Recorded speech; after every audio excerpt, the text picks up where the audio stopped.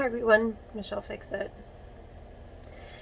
This is a update on the CSF leak adventure. And I know this is like super weird positioning, but it's because I'm like sitting on my legs in the bathroom. I'm trying so hard to be productive, and it's just really frustrating because like my head hurts and my shoulders hurt, and like I'm not doing super well. So more specifically on the CSF leak stuff, this is the third blood patch after the second CT myelogram and finding out about like the venous fistulas, like because I have an area in my neck that like is debatable, and then I have an area with T2, T3, which makes me giggle internally because like one of my trucks is named, well, husband cat's truck is named T2. And then absolutely confirmed venous fistula on T6, T7. And it's just really frustrating because like it's really hard to know if you're high pressure or low pressure or what you're doing. And it's 1 week and 1 day post-patch and CT myelogram. And even though it hasn't been as hard as like the first one, the first CT myelogram, and then like the best patch was that first patch because like it was leaking so much more from the first CT myelogram. But it's just like frustrating because I'm trying so hard to like be normal and be me, and like I look really weird in this position.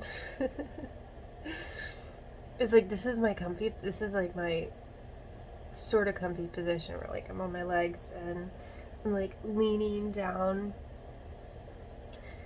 and it's like 2 o'clock in the morning, and I'm trying to take like more salt pills because I wasn't taking enough salt pills.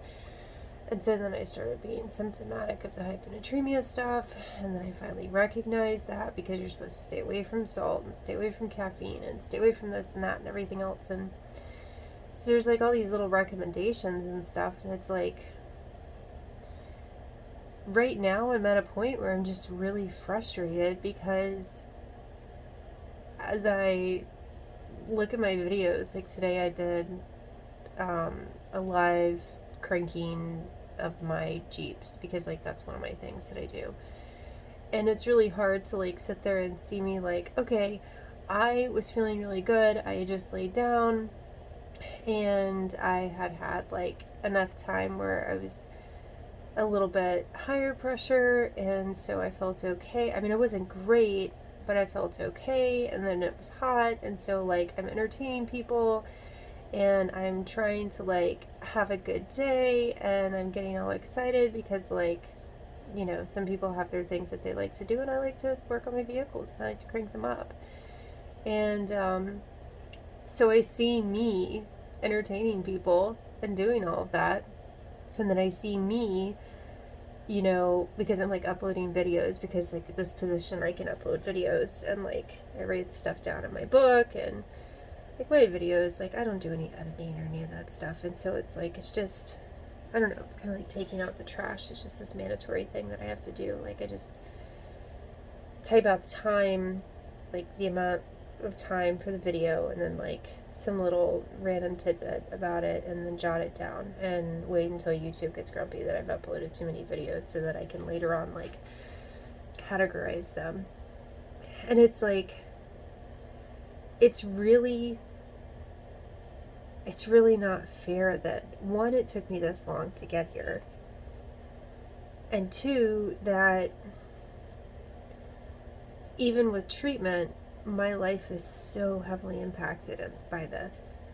Because if you only saw me on my channel and you didn't see all this other stuff or know about this other stuff, it's like, oh yeah, she's perfectly fine, like look at her, she's like making all these videos and she's doing all this cool stuff. And it's like you're not seeing the moments like this, or like I'm literally on my legs in the bathroom, squatting because for some reason, like, there's a certain area where, like, if my head is down just enough, like, I can be sort of functional, but I can't be functional upright during these times.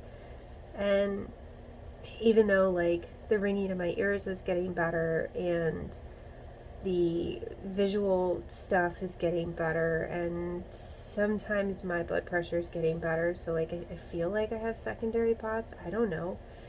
I'm hoping that it's secondary POTS to a CSF leak. I'm hoping that it's going to be secondary, maybe dysautonomia. Like, I'm not a doctor. I shouldn't have to be triaging myself. I shouldn't have to be arguing with doctors, because, like, they're literally the doctors, and it's so frustrating. Like, right now, it's just really hard to be a positive person when your body is in so much dysfunction. And then, like, the thing that's crappy about this is that the more that I lay in this, or I'm not laying, but, like, the more that I'm in this position, and, like, for some reason, this has always been my go-to position. Like, I just get really consolidated. And, like, the POTS doctors, because they're hyper-focused on POTS, they're like, oh, you know, that's one of those positions, and it's, like, increasing your blood pressure. Well, the funny thing is that, like, my blood pressure is not super, super bottomed out right now. It's low, but it's not super bottomed out. And then now that I know about all the CSF leak stuff, and I feel like I'm non-biased enough to be able to, like, try to say, okay, this is from here, possibly. Like, the medication for the POTS stuff is that they gave me is Metadrone. And that makes my face look weird. I'm very self-conscious. The Metadrone, I'm fairly sure at this point, makes it where you're raising the intracranial pressure for the CSF fluid. Well, that's redundant. The CSF. So, or cerebral spinal fluid. But it's just really frustrating because, like, the more that I lay here, or sit here, whatever you want to call this position that I'm in, that, like, I have you partially leaned up against the vanity in the bathroom, like, my feet fall asleep and my legs fall asleep. So it's like, once I get to a point where I'm feeling like, okay, maybe I can be upright a little bit, then I'm gonna have completely numbed out feet, and it's like, it mimics, like, the drop foot thing where I have to, like, wake them up. Like, I would love to have a better functioning body, because it's honestly really hard to stay peppy when your body's all screwed up. And it's just really frustrating because, like, as I sit here and I talk to all these different people and hear about all their things, like, I feel like so many people are having physical problems that they're blaming on emotional problems, because, like, that's the trendy thing to do, is like, oh, I have bipolar disorder, oh, I have this, oh, I have that. And, like, those things do exist. I'm not, like, saying that they don't. But I think that because it's such a trendy thing right now to blame a lot of stuff on mental health issues, which, you know, I do have mental health issues in my family, so I'm not saying that those things don't exist. Again, I feel like I'm going to get yelled at later on because of this video. I feel like sometimes, maybe, just maybe, some of these mental health issues are because of physical health issues. Because right now, it's really hard for me not to be depressed. And I've even started vocalizing that to a couple of people close to me and to my husband, Kat. It's really hard for me because I am overwhelmed, because I can't keep up with my workload, because my body won't allow me to. And I have children, and I have responsibilities, and I have things that I need to be doing. And, you know, the channel, the YouTube channel, as silly as it sounds, it's like a preferred method of communication, and it's serving a few different functions for me that'll come out later. But if I didn't have so many things to do these mental games with myself, when I start realizing that I'm starting to get depressed because, like, I want to do things and I can't do things, like, I could very possibly be a chronically depressed person. And it's just really crappy. Because right now, I don't know what's going on with me. And I told husband Cat today that, like, because I'm having this weird flip-floppy stuff with possibly going through intracranial hypertension and possibly going through intracranial hypotension and, like, feeling like a yo-yo. I feel like right now my life is, don't lift anything over 5 pounds. Like, get a blood patch or a CT mammogram or whatever. Feel significantly worse than you did before. Lay down for 3 days to try to make it stick. Walk around on eggshells and don't lift anything. Don't bend, don't lift, don't twist, don't do anything. Become less functional than you are with all of your symptoms because, like, you're trying to abide by this stuff. Blow the blood patch regardless, whether it's a fast blow or a slow blow.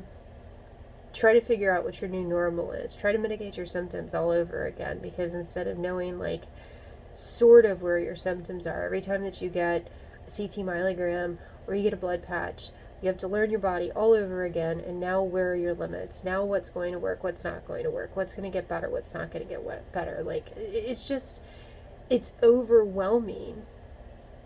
And all of that lost time. And again, this is one of those situations where I feel really fortunate because, one, I have access to the best doctors. I have access to a leak clinic. It's not like a quotation. I have access to a leak clinic. Geographically, it's available to me. I'm lucky, I'm fortunate, I'm blessed, whatever you want to call it. It's there. But the process still sucks. The lost time still sucks. And now I'm at a point where I still have to, like,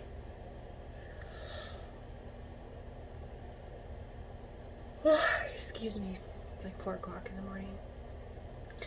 And now I'm at a point where I have to weigh out the pros and cons of how to correct these venous fistula things that I didn't want from the very beginning. I was like, I don't want a venous fistula. Not that I have a say in any of this, but I was really hoping to just get a patch or a couple patches. And I'm on my 3rd one. My back hurts, my shoulder hurts, my neck hurts, my head hurts, everything hurts. My hip hurts from being in bed for too long. Like, this whole thing just sucks. We have to do better. How many people are messed up because of physical stuff?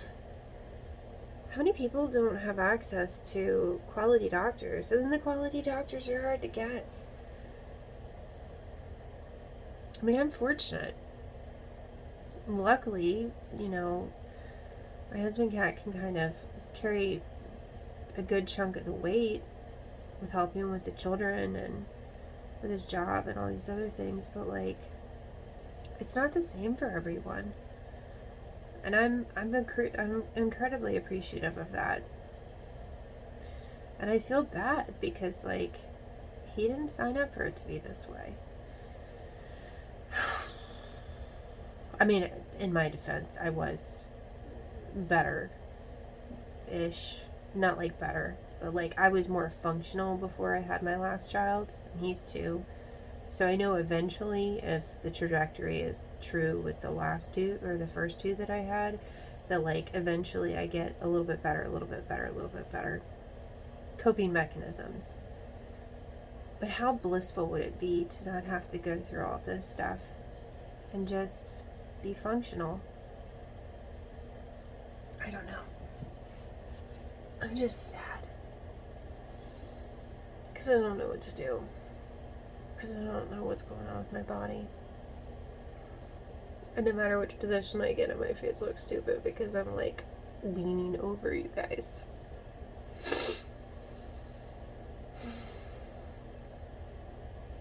But yeah.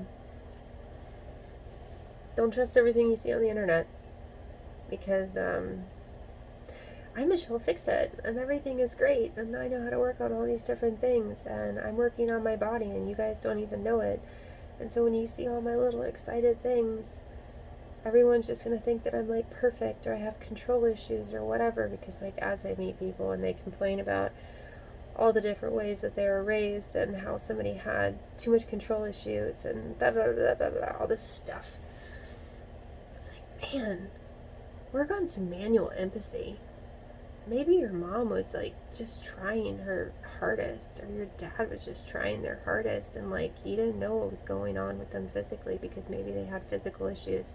They were doing the best that they could. And so maybe, just maybe, when they got all explodey, it was because their body was so flippin' haywire. They didn't know what to do. They didn't know how to properly articulate it. And they didn't want to admit that something was wrong with them, because just like, you know, animals in the animal kingdom, like nobody wants to act like anything's wrong. People are worse though. You admit that you have problems, and like, I mean, it is becoming more trendy to try to like,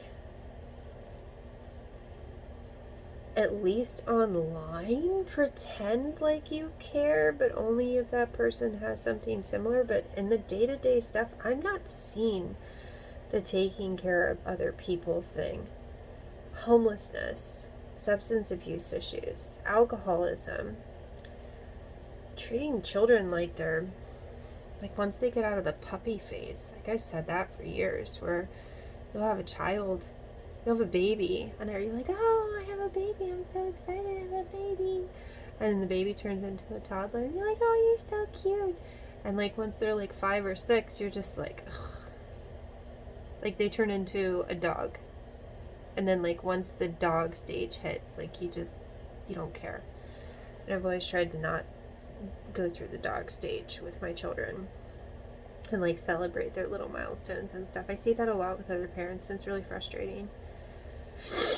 I got off the topic, but the animal kingdom, it's like, if something is abnormal, or if it is sick or injured and it can't keep up, then like the predators get it.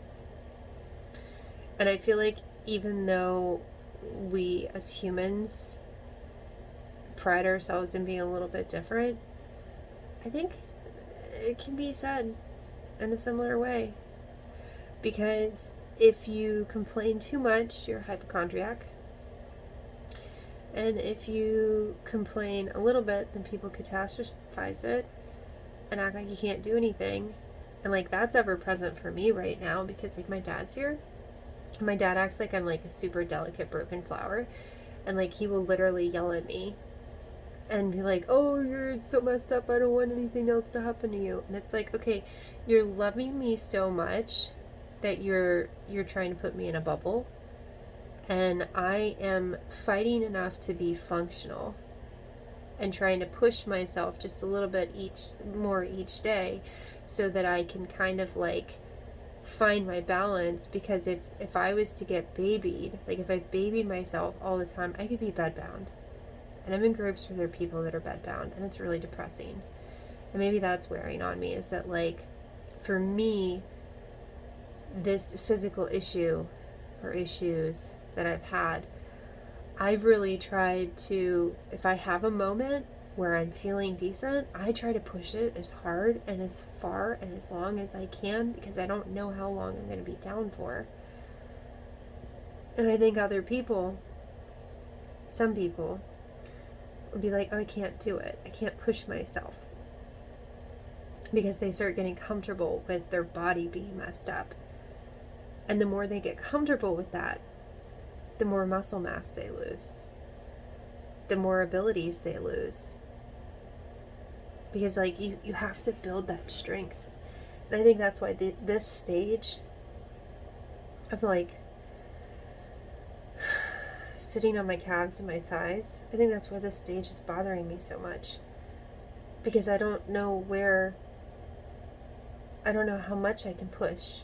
I don't know how long or how fast I can push. And it's like, I'll feel great for 5 minutes, and then I'm just bottoming out.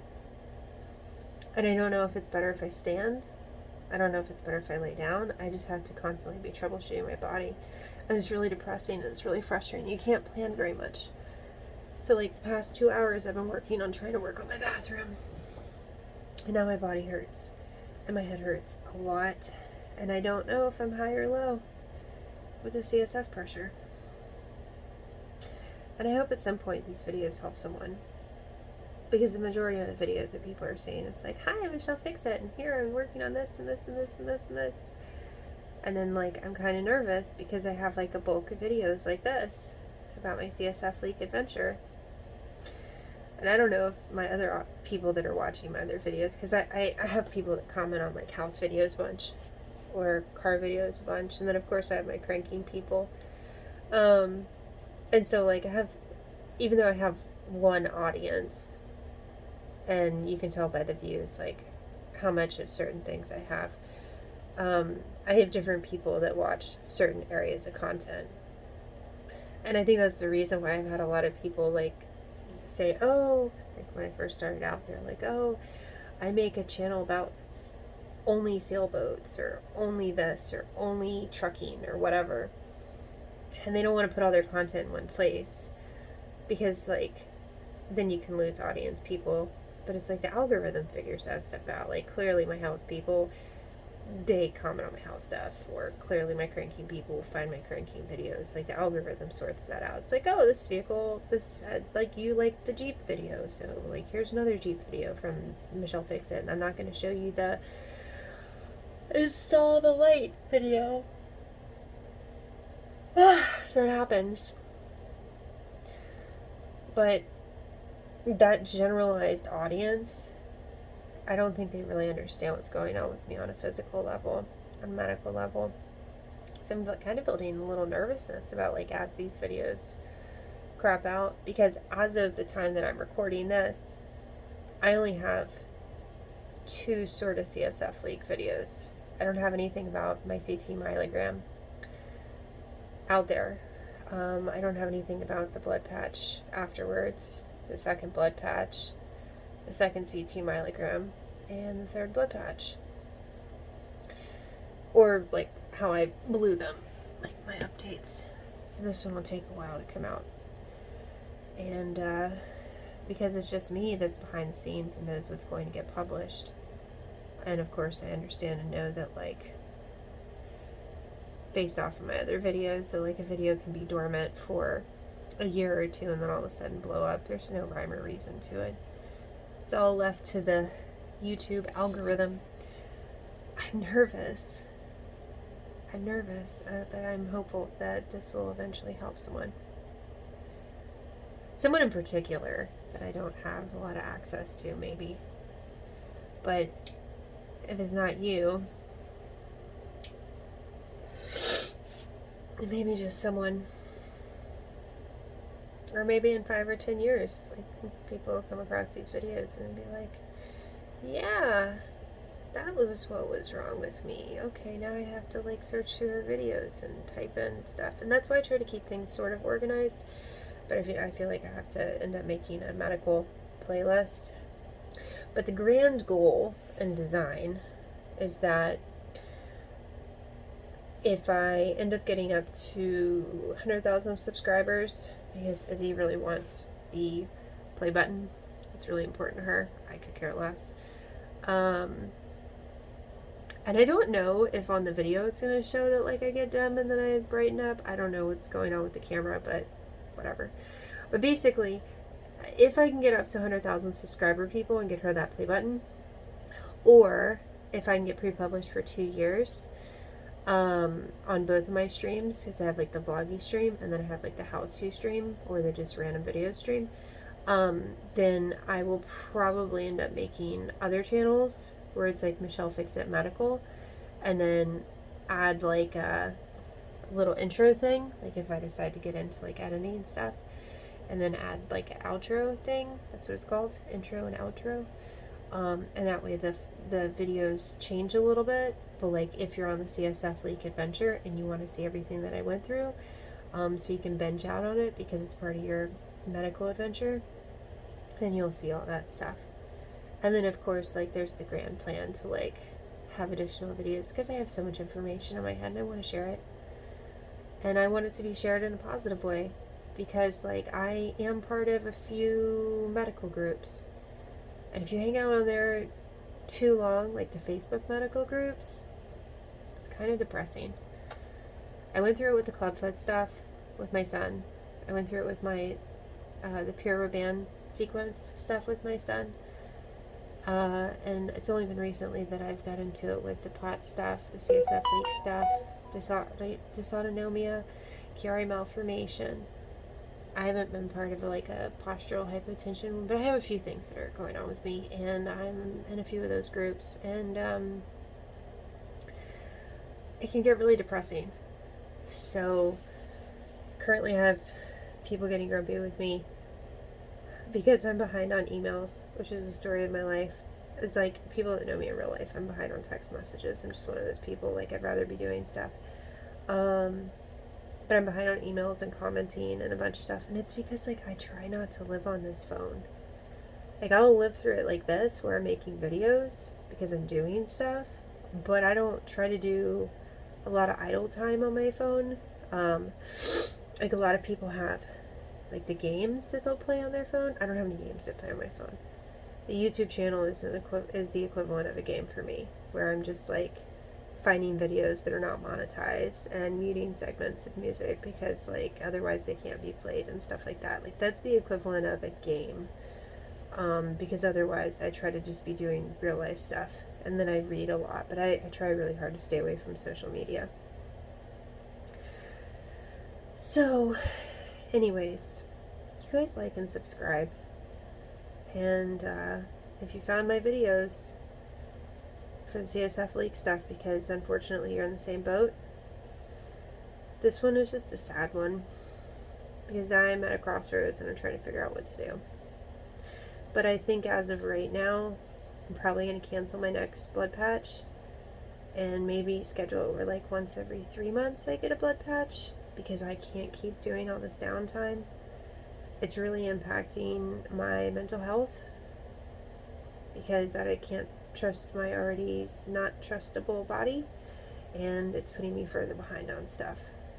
And here's a reminder to me in the future that, like, I love my husband Cat because he's putting up with a lot right now, and he's bearing a lot of responsibility, and he's trying his hardest to be a really great caretaker, because I'm not sure if in the beginning he knew exactly what was going on, but when he started this last CT myelogram, now that he really knows that something's wrong with me, like the burn score, he knew something was wrong with me, but now that he really, really knows something that's wrong with me, I think he's hyper-focused on trying to, like, grit his teeth and bear it, because he's like, man, my wifey Cat's messed up, and he's really trying. So give him some credit in the future, because, like, it's not fun. I know it can't be fun. But neither one of us are very good caretakers or very good helpers, and he's really trying, so give him some credit. But again, like and subscribe. Have a fantastic day. It will get better, but this is just a down video because I'm a little down, but I'll get right back up again. I always do. See you next time. Bye.